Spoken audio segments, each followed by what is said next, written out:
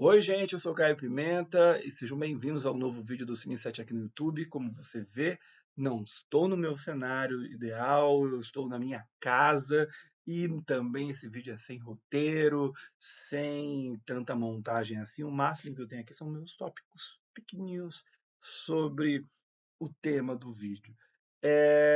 Quinta-feira agora eu programei um vídeo logo no início da tarde falando sobre os caminhos do Brasil rumo ao Oscar de melhor filme internacional. E eu costumo fazer esse processo de programar mais tarde, no final da tarde, no início da noite, que é quando eu fecho o vídeo, vejo se não tem nenhuma repercussão e tal nova, e pronto, aí eu já deixo pronto para vocês assistirem no dia seguinte. Só que nesse dia, nessa quinta-feira, eu tive que antecipar os processos, porque eu estava, junto com meus colegas do Cine7, lançando essa segunda coletânea, o nosso segundo livro, com textos, entrevistas, artigos publicados entre 2019 e 2024. E aí, a gente fez o lançamento, uma noite de autógrafos muito legal aqui em Manaus, e eu, pô, cansado, ajeitei todas as coisas, você recebe muita gente, aquele clímax, aquela empolgação. Eu falei, nem vou ver rede social nem nada. Acordei no outro dia um pouquinho mais tarde, né? Precisava me recompor, e quando eu abro o celular, o negócio pegou fogo, a Terceira Guerra Mundial, hecatombe nuclear. Aí eu, puta, mano, o que eu faço, né? O vídeo já tá pronto, tá programado, prestes a entrar no ar. Eu falei, acho que tem muita coisa ali que, beleza, serve, acho que é válido, independente das confusões, e outras nem tanto, outras vão ficar desatualizadas. Corri o risco, banquei e acabei lançando, e muita gente fala, mas tá desatualizado, sei o quê, tudo mais. E, de fato, uma parte estava. Mas então, eu, por isso, estou aqui fazendo esse vídeo para tentar dar minha opinião, falar um pouco do que eu acho, do que eu vejo sobre esse caso da Carla Sofia Gaston.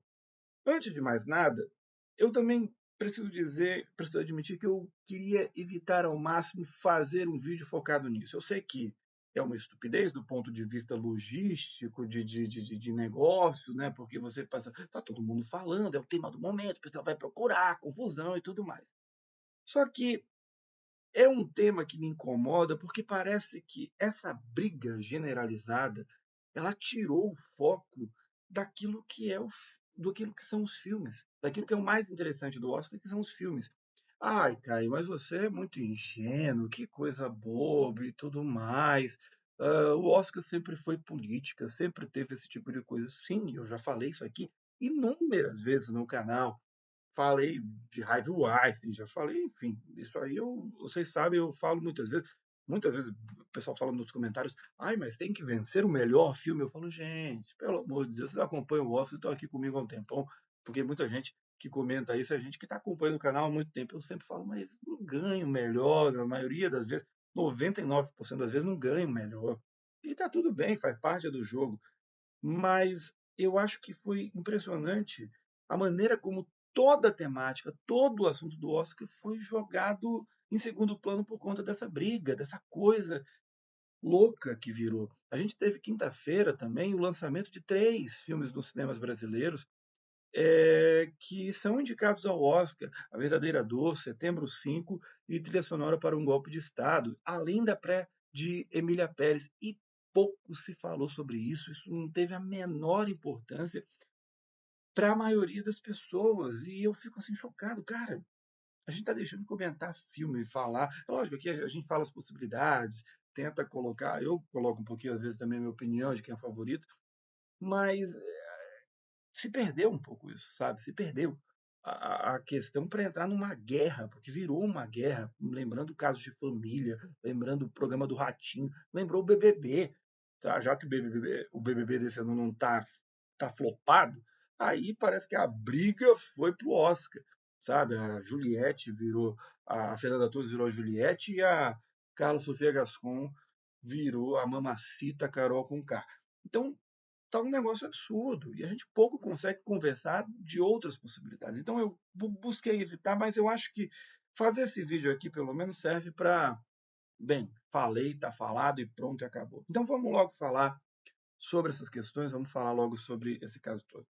A Carla Sofia Gascon já tinha feito uma bobagem imensa no início da semana, quando a Folha de São Paulo publica a entrevista e dá esse destaque, como tinha que dar, para acusação sem prova alguma, da Fernanda Torres, de que a Fernanda Torres estava fazendo campanha contra ela, as pessoas próximas a ela. Isso é uma coisa patética. Se você não tem prova, cala a boca. Isso vale para algo trivial dentro do colégio. Às vezes, o fulaninho pegou e tal. Se você não tem prova, não fala. E ela cai numa dessas. É algo patético, é algo ridículo. E aí depois vem os tweets que realmente são inaceitáveis. Você falar que o Oscar de 2021, que foi o Oscar da Covid, né? Ele era quase um festival afro-coreano. Aí fala do George Floyd, fala contra os muçulmanos na Espanha, é um negócio absurdo.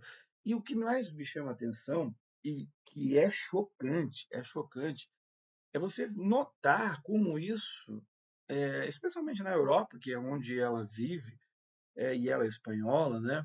Isso está naturalizado. Como é que isso ninguém chegou e falou: Mel, você tá maluco, você tá louco, olha que tipo de preconceito você está fazendo? Mas não, isso foi publicado e só agora, 5 anos depois, é que as pessoas se escandalizaram. Se escandalizaram primeiro no Brasil, no México e agora chegou aos Estados Unidos e, consequentemente, à Europa e tudo mais. Mas isso foi publicado, era uma atriz conhecida, com milhares de seguidores. Como é que na Espanha, como é que na Europa ninguém falou sobre isso? Lembra muitas vezes os casos do Vinícius Júnior, aliás, que está na Espanha, né? Que parece que o racismo é tão naturalizado que ele, assim, parece que agora ele é o culpado. Ele que é o culpado. Ele está lutando contra, ele escuta que é ser chamado de macaco o tempo todo, mas a culpa é dele. Quando ele se estressa, quando ele fica chateado. E parece que os espanhóis estão lá, tá tudo bem, aí fala essas imbecilidades. Então, é absurdo e preocupante essa situação na Europa e ainda mais, especificamente na Espanha. Então, não tem. E o que é triste dessa situação é você ver como é a carreira de uma pessoa jogada na lata do lixo. Ela conseguiu jogar a carreira dela na lata do lixo. Não é uma questão mais de Oscar. O Oscar, ela poderia ter uma carreira espetacular a partir do dia 3 de março, né, quando acabava o Oscar dia 2. Então ela teria aí, a partir de agora, aproveitar tudo que poderia acontecer na carreira dela. E não, não vai acontecer. Ela afundou a carreira completamente. Isso é triste, é chocante você ver alguém que perde a oportunidade de uma vida por racismo, por preconceito, por estupidez.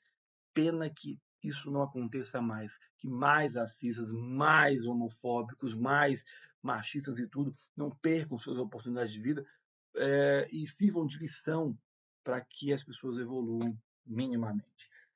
Agora, uma coisa que eu, como profissional de jornalismo e de comunicação, né, eu sou jornalista formado, sou jornalista cultural, sou crítico de cinema, uma coisa que me chama a atenção nessa história é as equipes de comunicação, tanto de Emília Pérez quanto da própria Carla Sofia Gascon. Eu hoje consultei para esse vídeo aqui uma professora que já trabalhou, ela é uma professora de comunicação, já deu aulas de assessoria de imprensa e trabalhou com políticos em campanhas eleitorais aqui em Manaus e em outros locais. Eu perguntei dela, professora, me diga uma coisa, a senhora que trabalhou com assessoria de imprensa, me fale, quando vocês têm um caso, se a senhora trabalha com um político, com um artista, com um empresário que tem postagens polêmicas, que tem postagens preconceituosas nas redes sociais. Qual é a melhor forma de lidar com isso? Como fazer, caso isso estoure, o gerenciamento de crise? Segundo essa professora, e era algo que batia com aquilo que eu imaginava, o assessor, quando trabalha, a equipe de comunicação, quando pega um caso desses, deveria de imediato, fazer essa checagem. O que a pessoa fez? Pode ser uma entrevista ou um olhar assim, direto na rede social, no Twitter, no Facebook, enfim, vai em qualquer rede social, Instagram e tal, e vê o que a pessoa postou. E aí você chega, olha, fulano, isso aqui, isso aqui, isso aqui, isso aqui, isso aqui, não te dá problema, minha filha. Pelo amor de Deus, cresce, amadurece. Até essa bronca que a gente está dando e o mundo está dando aqui é o que já deveria ter sido falado para ela. Mas deveria se chegar e dizer, olha, tá aqui, esses são os problemas. Então, você tem alguma opção. Ou você já se prepara, faz uma carta, chega e diretamente fala para as pessoas, eu fui uma estúpida, eu fui uma ignorante, eu fiz isso e aquilo, não sei mais o que. Mudei completamente, me arrependo e tal. Ou você, num caso mais, sei lá, se for o caso, você apaga. Você apaga, você silencia, você o tranca, cria uma outra conta e tudo mais. Isso tudo são possibilidades. Possibilidades.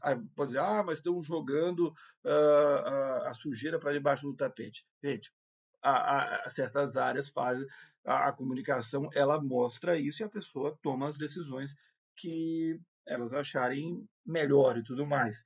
Então, isso acontece. Vamos também da mesma maneira como eu falo sobre o Oscar não é só melhor filme, tem a politicagem e tudo mais, tem esse lado também, a gente não pode fingir que não existe. Estou tendo uma conversa franca com vocês. Então, poderia se chegar e falar isso, poderia se chegar a mostrar, olha, tem essas possibilidades. Mas parece, e aí até por conta dos pedidos de desculpa, que são super assim, mas assim, super genéricos, super vazios, uma coisa que não parece ter um arrependimento mínimo, sabe? Apenas, eu não sou racista, eu tenho até amigos negros, como muitos fazem, assim, uma coisa absurda. Que é diferente do que aconteceu, por exemplo, com a Fernanda Torres, que teve uma postura ali que ela reconheceu, fez uma questão histórica global, mas nunca não se eximiu do erro. A Carla, quando vai fazer os comentários, são extremamente infelizes sobre o que ela coloca. Então, o que me espanta, além da burrice dela, dos preconceitos e tal, é como a equipe de comunicação da Netflix, a equipe de comunicação dela, foram amadoras demais. Totalmente amadoras nesse gerenciamento da crise. E isso eu coloco ainda a questão da vinda dela ao Brasil. Para que vir ao Brasil nesse momento? É colocar pressão em alguém que já está pressionado. Porque também é preciso dizer o seguinte: a Carla, ela, desde o início, antes de tudo isso acontecer, estava pressionada porque ela sabe que, infelizmente, ela é um corpo e ela é uma pessoa que que muita gente iria lá e atacar por ela ser quem é, por ser uma pessoa trans. Que infelizmente acontece ao redor do planeta. Gente que quer apenas viver como bem entende, da maneira que entende, e que é tratada com preconceito. A gente tem um presidente aí, dos mais poderosos do mundo, fazendo o que está fazendo. Então, ela já tem essa pressão. As pessoas deveriam ter a protegida. E aí você, em vez de fazer isso, você traz para o Brasil nesse momento, sabendo que tem essa rivalidade, sabendo que tem esse choque, parece até que foi proposital. Queria criar essa confusão com os brasileiros, queria criar essa confusão com a Fernanda Torres, o que é uma burrice. Eu até brinquei no Twitter numa questão com os críticos, assim, num debate, assim, numa postagem, eu fui comentando, falei, parece que o estrategista de marketing de Emília Pérez, da Carla Sofia Gascon, é o Carlinhos Maia, porque gosta de um escândalo, gosta de uma briga, gosta de uma confusão. Então, realmente, é uma falta de cuidado, é uma falta de tudo, de inteligência, enfim. Eu não consigo entender. Não consigo entender as estratégias que foram pensadas para Carla.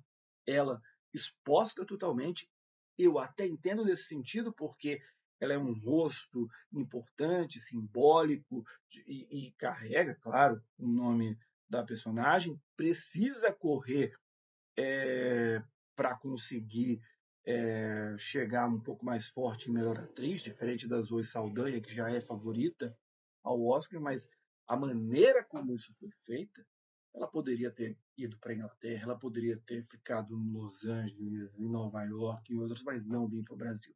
Ali também foi um outro erro absurdo. Então, fechado esse ponto da Carla, eu queria tratar agora sobre a questão de Ainda Estou Aqui no Oscar.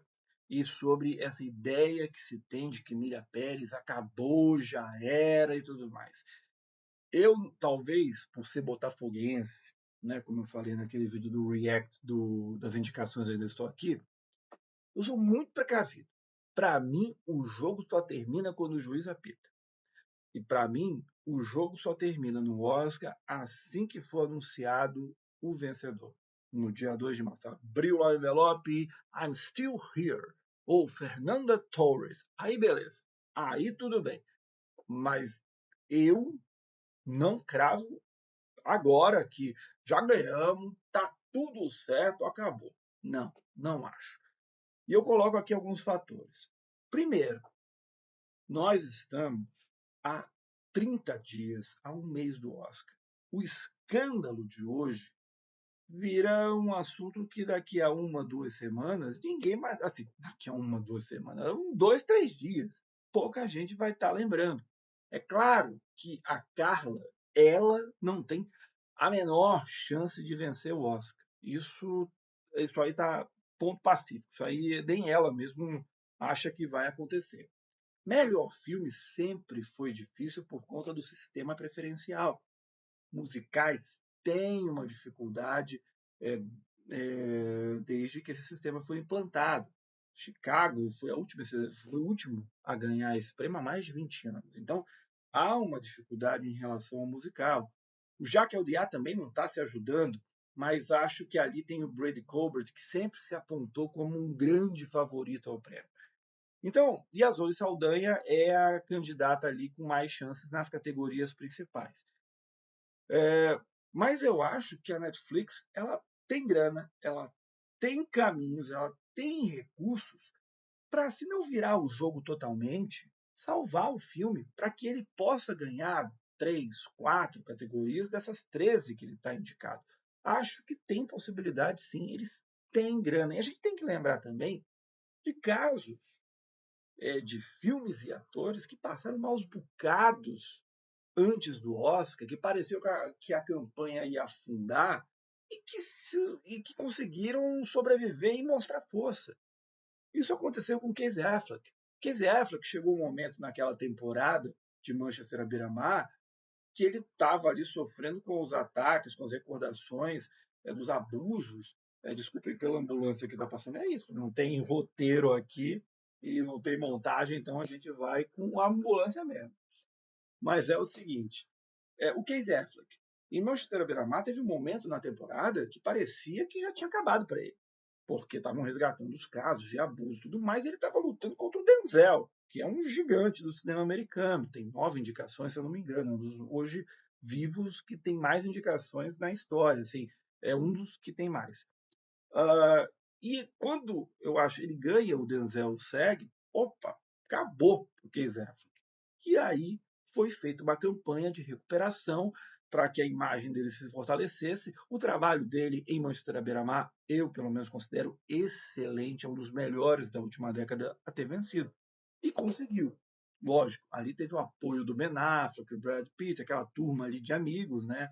Homens brancos e tudo mais, milionários. E acabou vencendo. Green Book também. Várias polêmicas, além da questão racial, teve problema de roteiro, enfim, plágio ou falta de autorização, um caos. Ganhou o Oscar. Ganhou o Oscar. Isso disputando contra Roma. Então, essa ideia de não, acabou, tá soterrado, já era. Calma, calma. Eu sei que às vezes você deve estar falando, pô, mas esse cara é chato, já quer tirar. Não. É porque eu, como eu sempre coloquei aqui, eu busco trazer o realismo. Realismo, mas é claro, eu estou torcendo demais por Ainda Estou Aqui, eu quero demais. E acredito sim que em melhor filme internacional, a diferença que era aqui, pelos elementos que eu falo, por tudo que eu coloquei no vídeo sexta-feira, né, falando das chances do Brasil no Oscar de filme internacional, a diferença que estava aqui reduziu muito, muito. Hoje, se não está em pé de igualdade, está ali. Agora, dizer que já ganhou, não acho, não acho. A gente vai ter um Critics' Choice que a votação acabou sendo feita lá em janeiro. Então, talvez haja uma empolgação muito grande ali, como havia na época com Emília Pérez, e o Emília Pérez ganhe.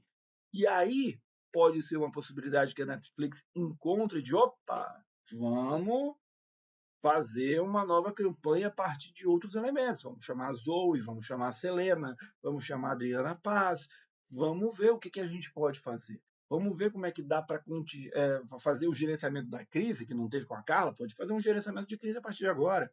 Como é que faz para os mexicanos odiarem menos? Os brasileiros, talvez, um pouco, não vai ser tão fácil, mas tentar diminuir um pouco a rejeição no Brasil, você pode fazer isso.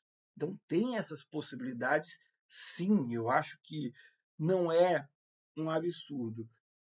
E essa polêmica toda me fez pensar se essa briga, porque foi uma briga que acabou acontecendo, porque tudo que envolve a Carla agora traz um componente brasileiro, traz o componente ali da Fernanda Torres.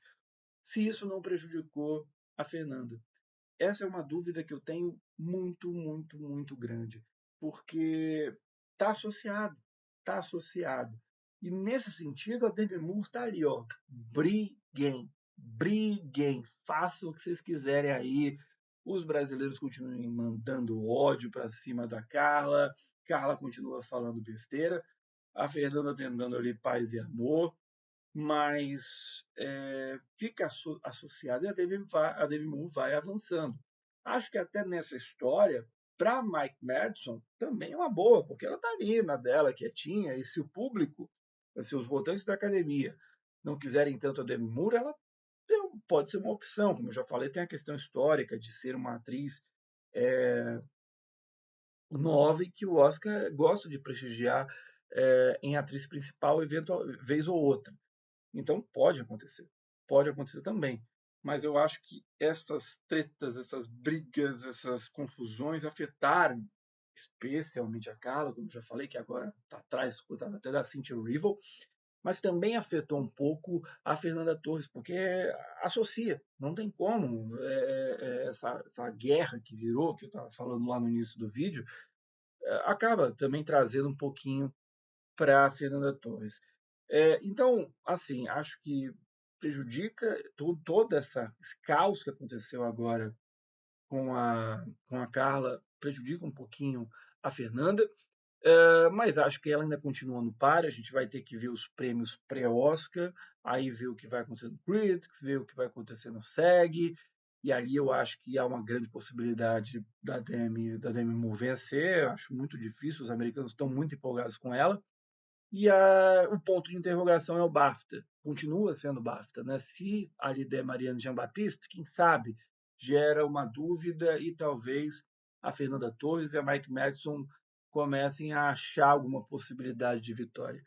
Já em filme internacional, acho sim que o Brasil cresceu, subiu, isso é inegável. O desgaste que Emília Pérez tem, isso acabou chegando, né, nos americanos. Eu sempre falei aqui, os americanos, os britânicos, os europeus não estavam dando muita atenção à repercussão que estava acontecendo no México, no Brasil, na América Latina em relação a Emília Pérez. A Carla, a partir dessa situação que aconteceu com a Carla Sofia Gascon, meio que abriu os olhos para tudo. Eu vi uma matéria do The Guardian falando daquela paródia feita por estudantes, acho que de cinema mexicano, que sacaneiam, né? Já que o Emília Pérez tentou retratar e retrata malmente o México, aí eles fazem a sacanagem. Então vamos pegar todos os clichês para falar da França e vamos fazer esse musical. E o vídeo é muito bom, já tem milhões de visualizações no YouTube. E a imprensa americana estava quietinha, deixando as polêmicas de Emília Pérez de lado, com a Carla e os tweets dela, inevitavelmente isso acabou pegando. Então, pode ser, isso chegou nos Estados Unidos. Então, isso ajuda o Brasil, ajuda Ainda Estou Aqui, está no páreo, e a gente vai ter que ver. Eu ainda continuo insistindo. Eu acho que o BAFTA é a grande, é onde as coisas podem se desenhar. Se, por exemplo, no BAFTA ganhar o Ainda Estou Aqui, a gente dá um passo gigantesco para o Oscar.